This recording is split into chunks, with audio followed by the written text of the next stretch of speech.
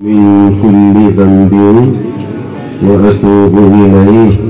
اے ہمارے اللہ، ہماری توبہ کو، ہماری بیعت کو قبول فرما۔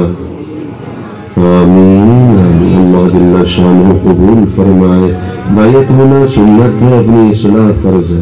ہم سب اصلاح کے محتاج ہیں، ہم میں سے بنا ہوا کوئی نہیں ہے، ہم سب زیر تعمیر ہیں، ہم سب زیر تعمیر ہیں۔ جیسے مکان زیر تعمیر ہوتا ہے، ایسے انسان بھی زیر تعمیر ہوتا ہے۔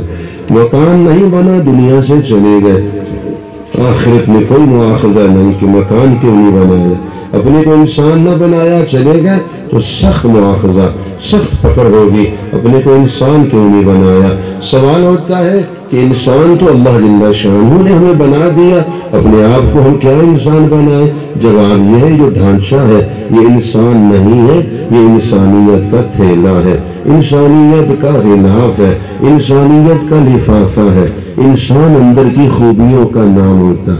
مثلا تھیلا چاول کا ہو، بیچ میں گوبر ہو تو سب کہیں گے چاول، کیونکہ تھیلا اوپر چاول کا ہے۔ اندر جو کچھ بھی ہو چاول شمار ہوگا؟ نہیں نہیں نہیں، اندر چاول نہیں ہے تو کہا جائے گا چاول نہیں ہے، گوبر کا تھیلا ہے۔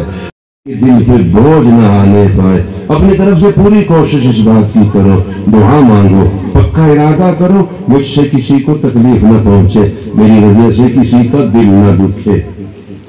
بعض لوگ کسی کا دل دکھنے کا ذریعہ بن کر، اذیت کا سبب بن کر کہتے ہیں میرا ارادہ نہیں تھا کہ ایسا بس ہو گیا ہے۔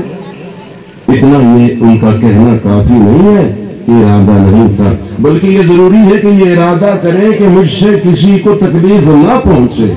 حقوق العباد کے معاملے میں صرف یہ نہیں ہے کہ میرا کسی کو ایذا دینے کا ارادہ نہیں یہ کافی ہو، بلکہ عدم قصد اذیت کافی نہیں، بلکہ قصد عدم اذیت کرنا ضروری ہے۔ جیسے نگاہوں کی حفاظت کے معاملے میں بھی ارشاد ہے، گنہگار ہونے سے بچنے کے لیے صرف ارادہ نہیں تھا، بس بد نظری ہو گئی۔